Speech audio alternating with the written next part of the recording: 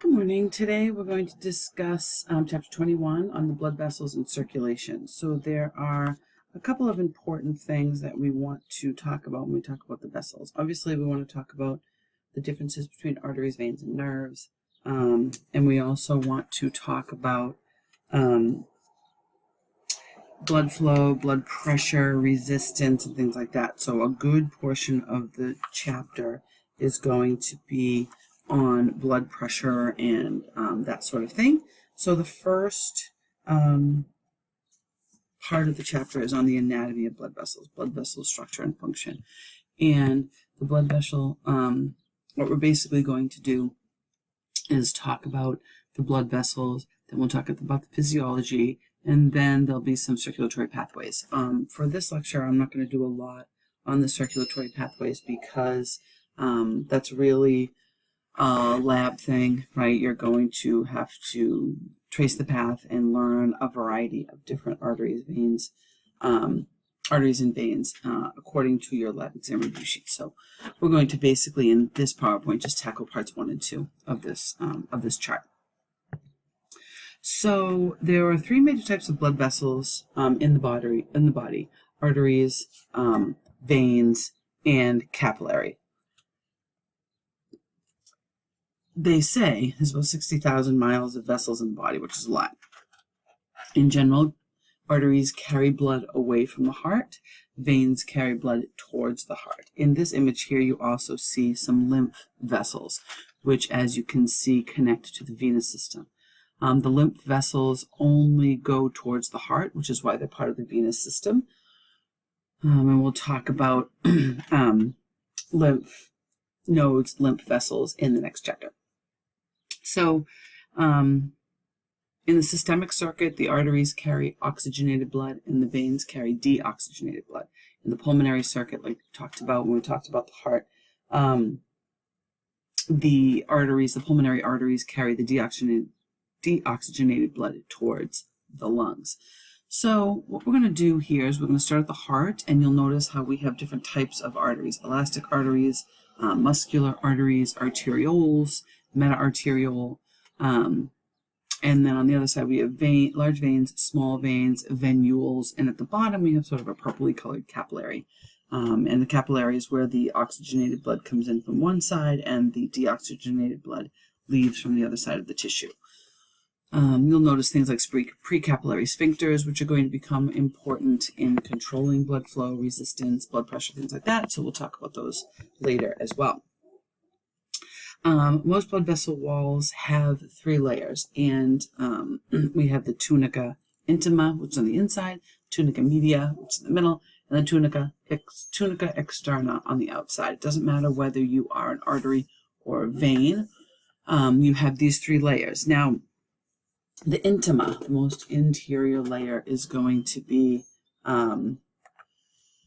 a simple squamous epithelia. It's going to be a very smooth surface, waterproof surface, leak-proof surface for the blood to pass through. The tunica media, right, or let's say the tunica intima, has a subendothelial layer sort of holding that. Remember that epithelia doesn't have a lot of structure, so it needs that subendothelial layer, sort of beige. Notice how it's thicker in the vein, not as thick in the artery. The artery has an internal elastic membrane, that first layer of yellow. It kind of looks like Swiss cheese in the artery. And then we get to the tunica media, which is where the smooth muscle is. And the smooth muscle layer, circularly arranged smooth muscle, it's regulated by the autonomic nervous system, so we can vasodilate or vasoconstrict. And this tunica media, or this smooth muscle layer, is what's going to help us with vasodilation and vasoconstriction when we're talking about blood flow, blood pressure, right? This is the layer that's affected by that, by those controls. And then we have the tunica externa. The tunica externa is basically just loosely woven collagen fibers, protection, reinforcement, giving the artery or the vein or the vessel some shape, right? Anchored surrounding structures. Some of the larger vessels have something called a vasa vasorum, and you can see that there, and that's going to be sort of an internal venous blood supply system that's going to supply the vessel itself with blood. And each vessel varies with length and diameter and wall thickness, depending on where they are, what they're leading to, where they're coming from. On the top right, you'll see a micrograph of an artery and a vein. You'll notice clearly that the artery has a much thicker wall. It holds its shape, right? And the vein can tend to be thinner and more collapsible, right? And that makes sense because if we think about the arteries, they lead away from the heart, they lead towards the tissues, the heart is pumping, right? The arteries have to be able to withstand a lot of pressure, where veins do not. There's basically no pressure in the veins as they lead back towards the heart. So that's the difference between the tunica media. You can see the difference in the thickness of the muscle and the extra layers of the elastic membranes in the artery are going to give it some of that structure. So what we're going to talk about first is arteries. All right, so arteries, there are three different types, right? The elastic arteries, we have the muscular arteries, and we have the arterioles. Now, in general, an artery is going to be round, relatively thick-walled. The endothelium is going to be ripply, going to have a present elastic membranes, again, because this is about stretch and pressure and moving the blood away from the heart. We're going to talk about a vein, right? The veins are going to be flattened, kind of collapsed, very smooth, no elastic membrane. And again, because there's no pressure there, it's just a vessel for blood flow. All right, so let's talk about the three different types of arteries. So the elastic arteries have a lot of elastin. They can withstand and smooth out pressure fluctuations. The aorta and the major branches are going to be elastic arteries. From there, we enter the muscular arteries. The muscular arteries are also called the distributing arteries. And the distributing arteries deliver blood to the specific body organs.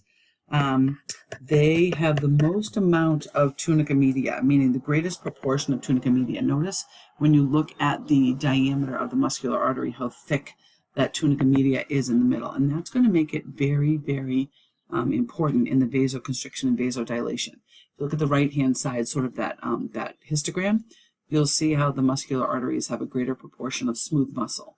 All right, so that makes them really important in vasoconstriction. Most of the named arteries in the body are going to be muscular arteries. So the femoral, the tibial, the brachial, right, all of those arteries are going to be muscular arteries. Then when we get sort of into the tissues more deeply, we end up with what's called the arteriole. Now here you can see the arteriole is very, very, very small. And this is not a layer of smooth muscle. It's actually one cell layer around. So you can see in that picture that it's just one spindly smooth muscle cell surrounding the arteriole. Now they're going to regulate blood flow into the capillary bed. So this is sort of going from the artery to the arteriole to the capillary. And the arteriole is going to regulate how much blood pushes into the capillaries. They're basically called resistance vessels because we want the blood to go through the capillaries at a rate in which it makes it easy for them to do gas exchange. Too fast and the oxygen just whizzes right by. Too slow and there's not enough oxygen reaching the tissues. So these arterioles are going to regulate how much blood gets into the capillary beds. Let's see. Once we're in the capillaries, right? These are going to be the smallest vessels, and they allow for the exchange of substances to the tissues, right, between the blood and what's called the interstitial fluid, and then eventually to cells. Three different types: continuous, fenestrated, and sinusoid. So the continuous capillaries are the most common. They allow for the passage of water, small solutes. We're going to find them in the skin, the muscles, the lungs, right, central nervous system, the blood-brain barrier, right, continuous capillaries. The next type are called fenestrated capillaries, and they have large fenestrations or pores in them, right? So they're going to be permeable to larger things, right? So if we have the continuous, right, they're stuck together, and only things that diffuse through that membrane are going to be able to pass. But when we get fenestrated, and even with the sinusoid, larger things can pass through, right, and increase that permeability. So permeable to fluids, solutes, excuse me, I'm just getting comfortable. We're going to find these wherever we have active filtration and active absorption, which would be the kidneys, the small intestine, something like that. And the last type is called the sinusoid capillaries. They're the most permeable. We don't have them in a lot of different places: the liver, the bone marrow, the spleen, the adrenal medulla. And you'll notice that those sinusoids are very, very large. And so those are going to allow for very, very large things to pass through. They're very leaky, and so things just sort of easily pass in and out. Very slow blood flow through the sinusoid capillaries. Now, the capillary bed itself is a microcirculatory network. So you can see the artery comes down, the arteriole. We go through the different types of capillaries, and you can see that every cell touches a capillary. All right, pretty much every cell is right next to a capillary, so we can have that gas exchange. And then right before, where is it? Oh, I guess it doesn't show. Oh, precapillary sphincters, right here. We have these cuff of smooth muscle called the precapillary sphincters.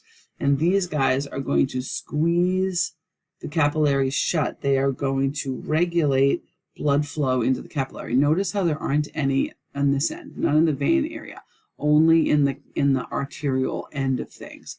And so as the blood comes down here, we want to make sure that it passes through at the appropriate rate for whatever this tissue needs.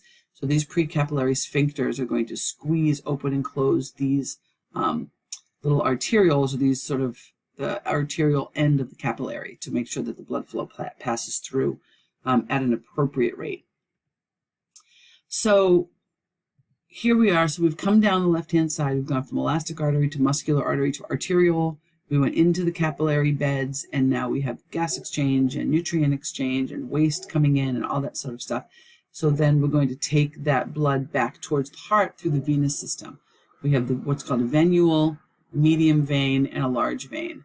Now, the medium and large veins don't have that much difference, basically just size. We'll talk about that in a minute.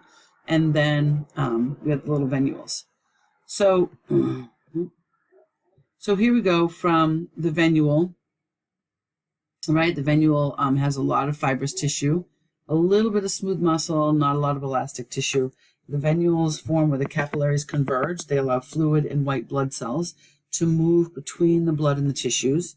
They're very porous. So the post-capillary venules are very porous when we're collecting, right, into this venule. It's basically gathering everything up, cells and white blood cells and all types of things.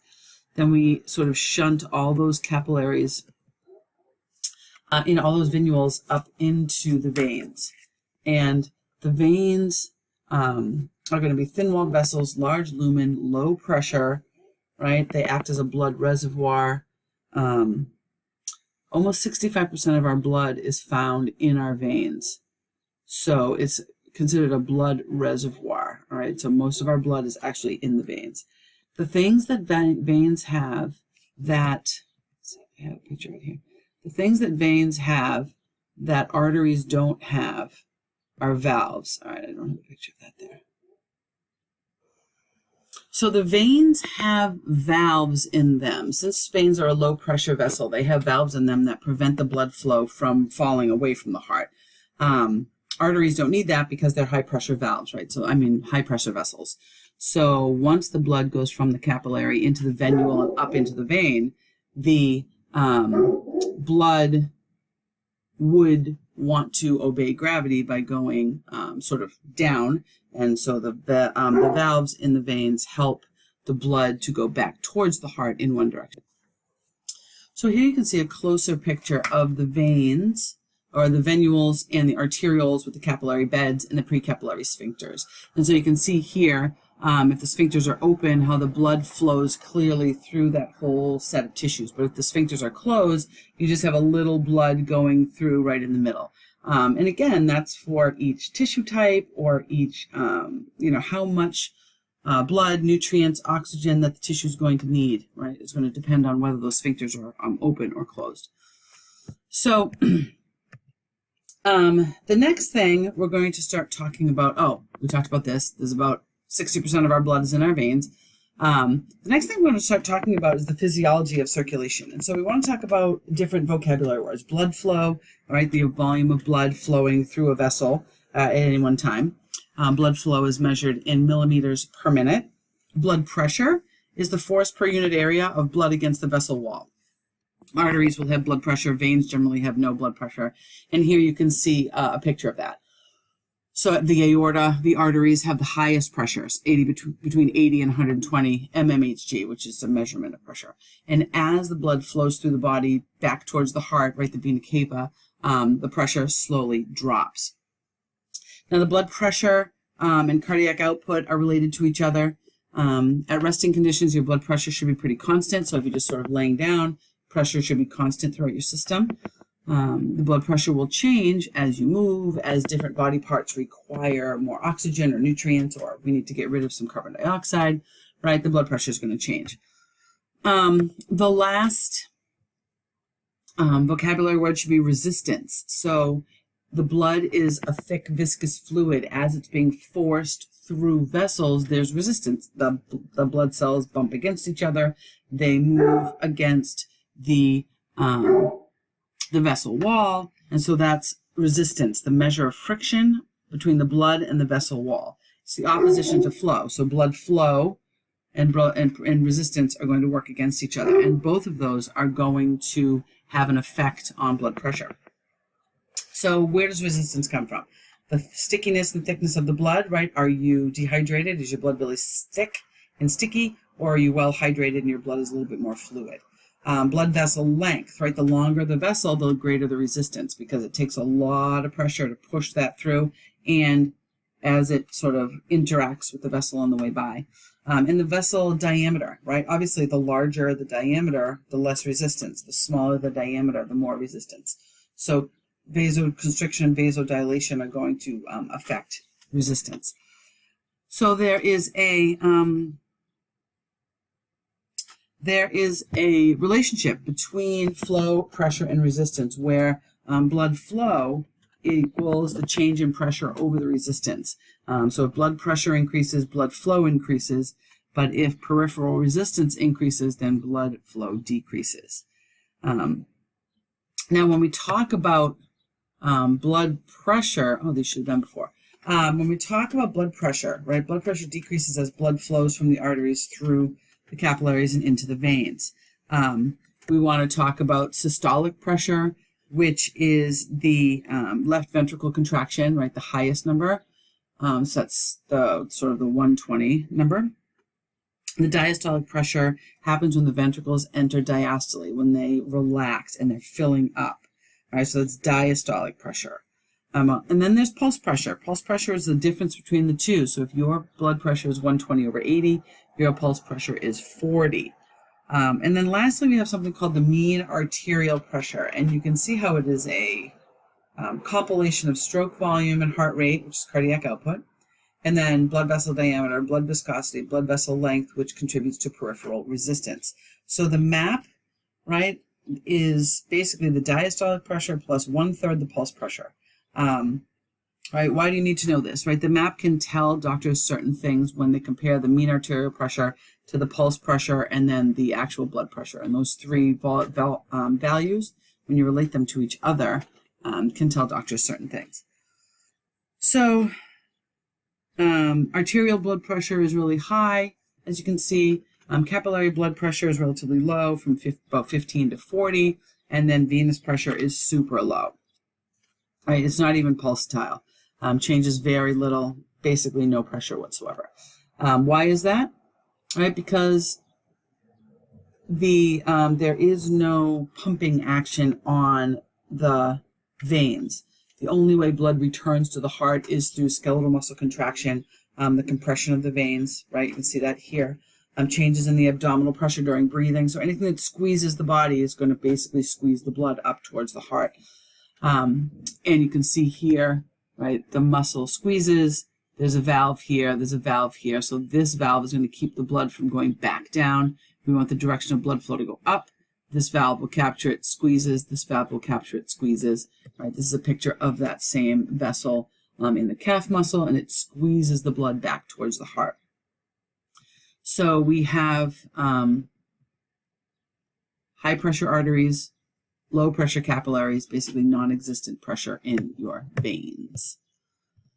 Now, blood pressure.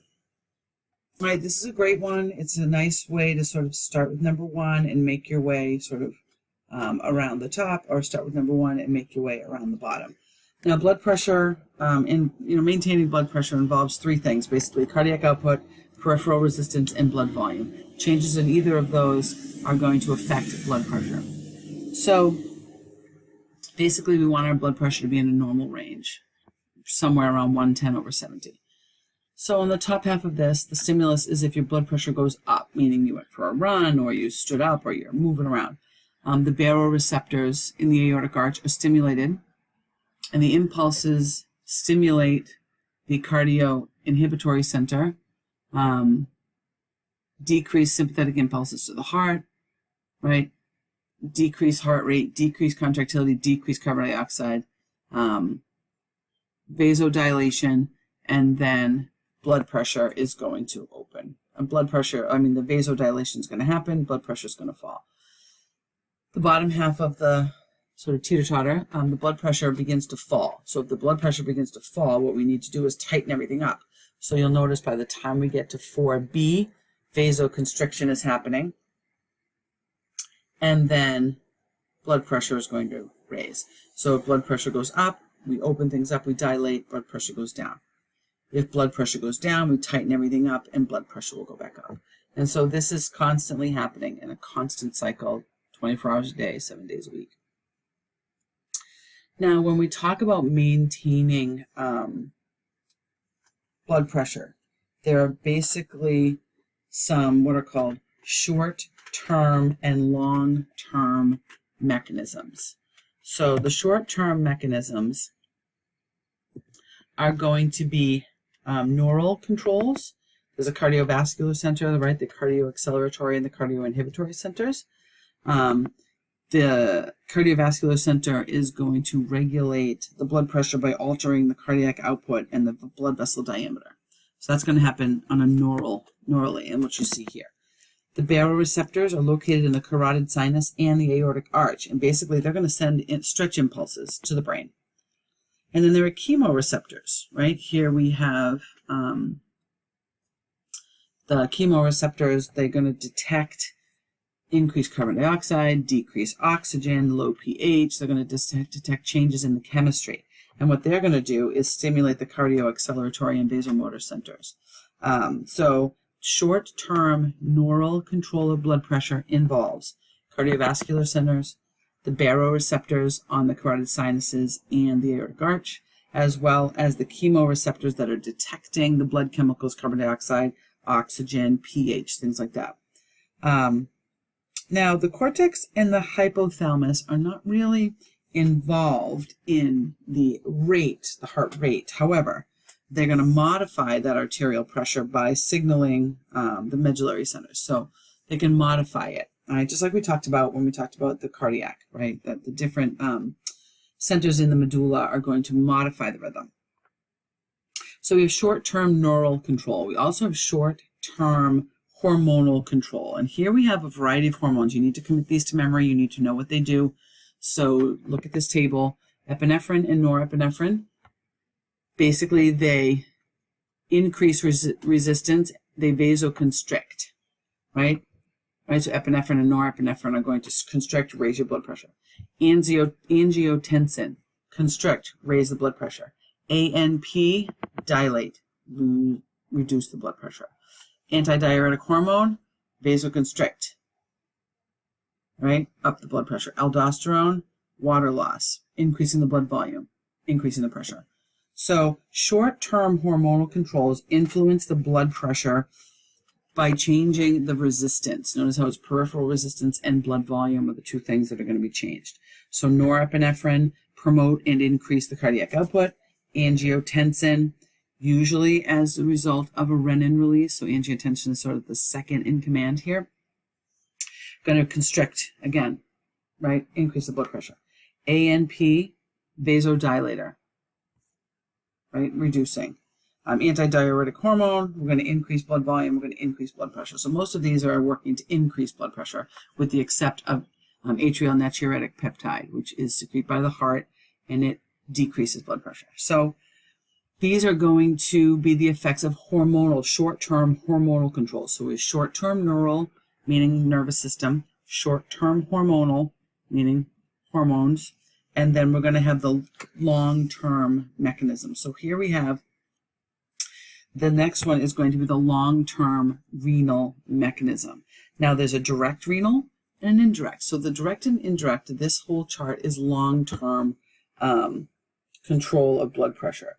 So on the left-hand side, it's basically just the direct renal mechanism, renal meaning kidneys, no hormones necessary, arterial pressure. So if the pressure decreases, the filtration decreases. That's physics, right? We're basically going to alter the blood volume by adjusting the rate of kidney filtration. So if the pressure goes down, filtration goes down, urine formation goes down, the water stays in the body, right? And then the blood pressure will go up, the blood volume will go up.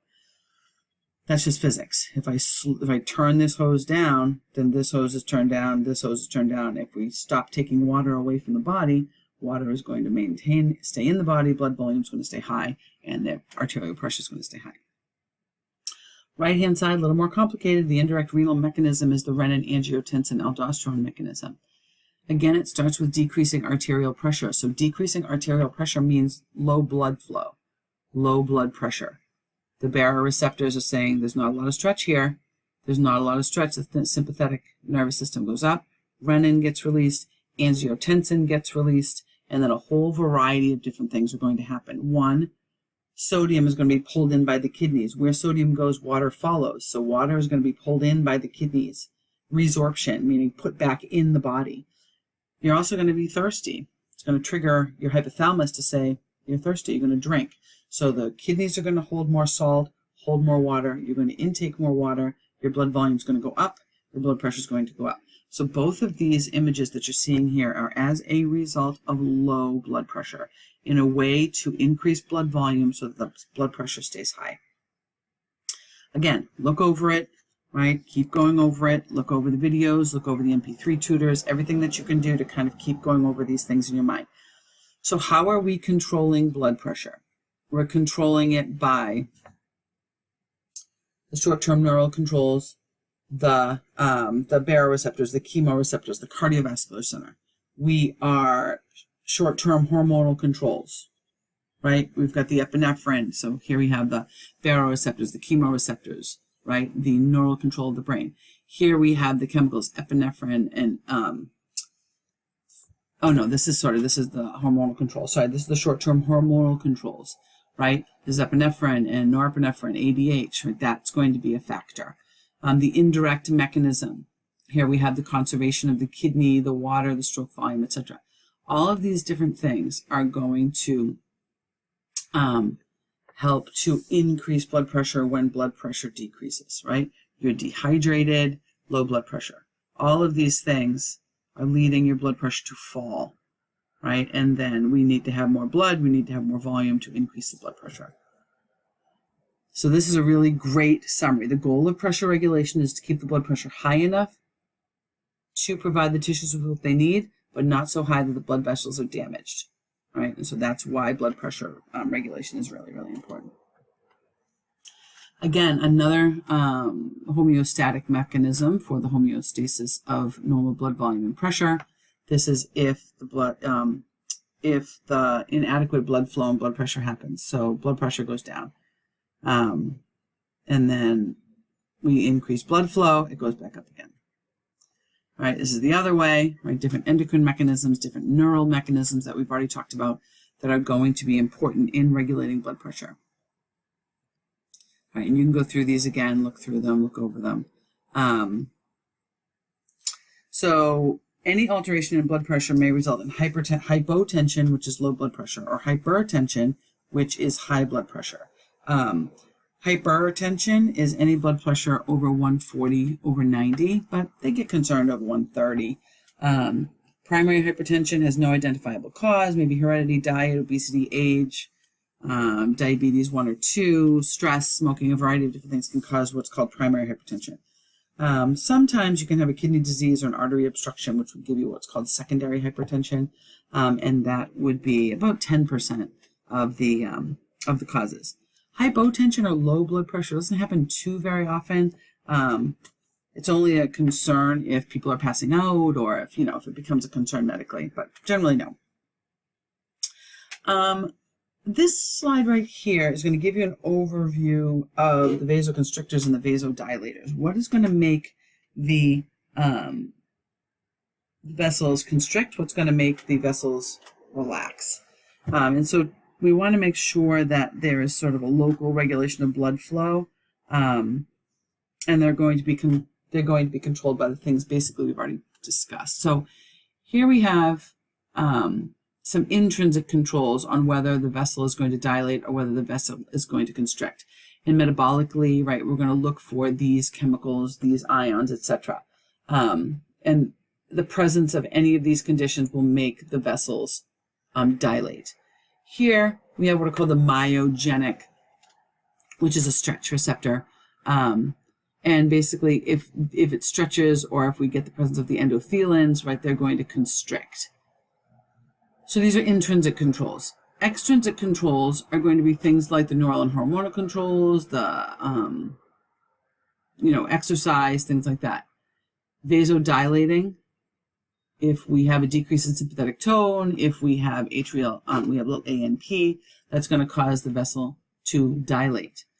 If we have increase in sympathetic tone, angiotensin, antidiuretic, epinephrine, or epinephrine is going to cause them to constrict. So just keep an eye on these sorts of things in regards to sort of understanding what causes dilation. Dilation is something that is going to reduce blood flow and then reduce blood pressure.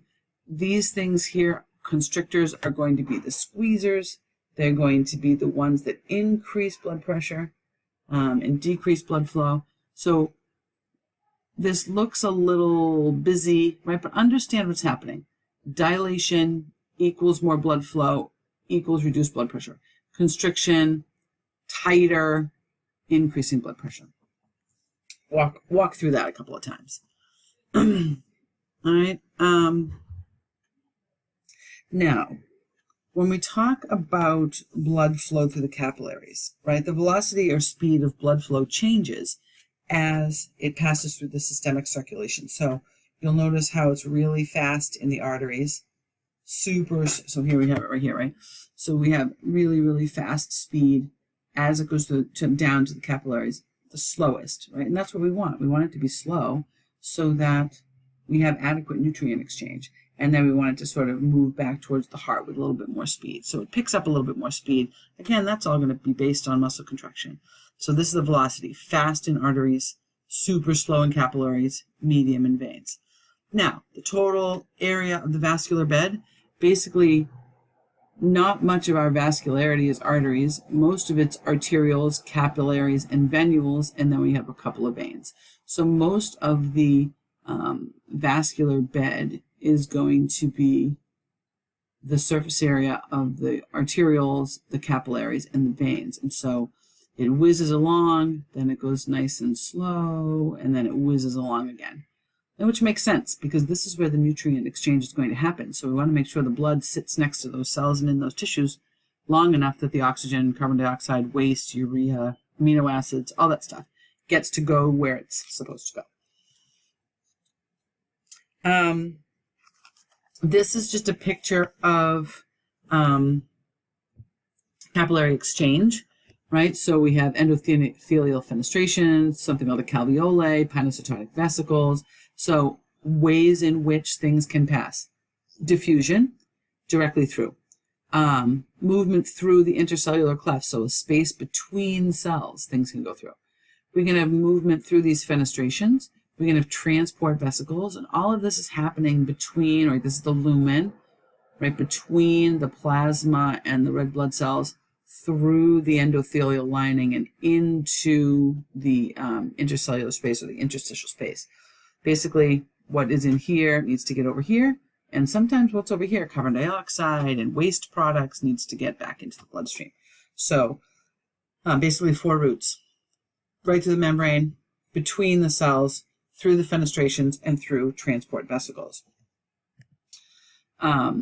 This is sort of a big picture, right? Each day, 20 liters of fluid from the capillaries flow through in and around the interstitial space, right? So that's a lot, right? And here we have the blood coming in, the cells are picking up what they need, they're giving the plasma fluid the waste product, and then that goes back to the heart. So when we talk about sort of pressures across the capillary, oh, I don't know what happened here. Pressures across the capillary, right? So hydrostatic pressure in the capillary pushes the fluid out, right? 35 mmHg, so that pressure is high. The osmotic pressure pulls fluid in at 26. And so hydrostatic pressure in the interstitial fluid, really, really small. And then the osmotic pressure is really, really small. So the net filtration, right, is 10. The pressure inside pushes outside. So the net filtration pressure. Hydrostatic pressure is the force of the fluid against the membrane. The osmotic pressure is the force opposing the hydrostatic pressure. So it's really just these two work against each other to move things across the membrane. But in the capillary lumen of the arteriolar end, there's more net flow out. At the venous end, you'll notice that the osmotic pressure is quite a bit higher than the hydrostatic pressure. So most of the things at the venous end is going in, and that makes sense. We want oxygen and nutrients and things to flow out. Here we want carbon dioxide and waste products to flow back in. All right, so basically what does all this mean? Here, if the hydrostatic pressure is greater than the osmotic pressure, then the fluid's going to move out into the interstitial space. Fluids will enter the capillary if the osmotic pressure is greater. If the osmotic pressure exceeds the hydrostatic pressure. Here, it's going to move in this direction. It's going to move from the interstitial fluid into the capillary. And again, think about what that means. In the capillary, we want everything here to move out, all of our nutrients and stuff. In the venous end, we want all of the waste products and things to move back in for return to the heart and to the liver and to all the things for processing. So this makes sense, right? If we think about it big picture. So last but first, certainly not least, right? This is the pulmonary system. It just gives you an overview. I'm not 100% sure why this is here. But basically we're following the blood flow into and out of the lungs. It's giving you the little pulmonary capillary where the carbon dioxide at the venous end is going to go in, oxygen at the arteriolar end is going to come out, and that blood is going to be returned to the heart for flow through the body. Now, we went over these when we went over the cardiac with the heart a little bit. And this portion of the PowerPoint is going to begin to show you the different vessels and things that you do need to know. You will be able to thumb through the rest of these pictures. I'm not going to go over every single one of them, but you'll be able to thumb through these pictures in the PowerPoint that's not the lecture video presentation. But basically, it's going to give you the aorta, the aortic arch, and down to the arm, head, neck, shoulder, arm, leg. And on the other side, it's going to do the venous return. This is a really crazy picture. You don't need to know it all, but you need to know a good portion of it. This gives you a better idea of where those arteries are in the body. Notice how this is just arteries, not veins. Again, just arteries, not veins. The legs, the neck, the arm, the chest. Again, same thing, just all the different arteries and where you can find them. And then we have the same thing with the veins. We have the different veins, what they attach to, where they come from, and then the venous return, body, legs, head, etc., all the way to the end. So I know I'm going through them quickly, but you have the opportunity to go through them in the other PowerPoint. It's a good idea to maybe print them out and take pictures of them and sort of say which ones you need to know, because you don't need to know all of them. So I guess that's it for the vessels. Have a great day.